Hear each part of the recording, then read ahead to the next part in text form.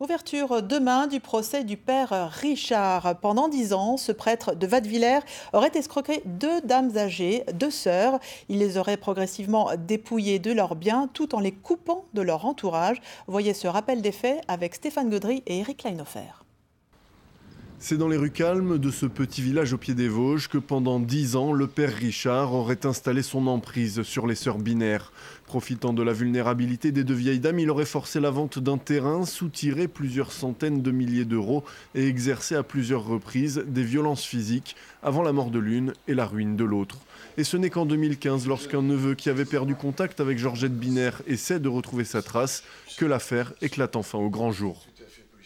Alors sur UFO, j'ai tenté de prendre contact avec elle dans une des résidences du prêtre, justement. J'ai quand même réussi à ce qu'elle ouvre une fenêtre, un volet, puisque la maison était complètement close. Et en fait, le doute que j'ai eu, c'est qu'elle était séquestrée. Elle me disait qu'elle ne pouvait pas sortir de la maison, qu'elle était bloquée dedans. Pourtant, à Wattwiller, où officiait le père Pchukowski, et à Uffol, où Georgette Binaire vivait enfermée dans le salon du prêtre, paroissiens et voisins s'interrogeaient depuis quelque temps sur son comportement et son rapport trouble à l'argent.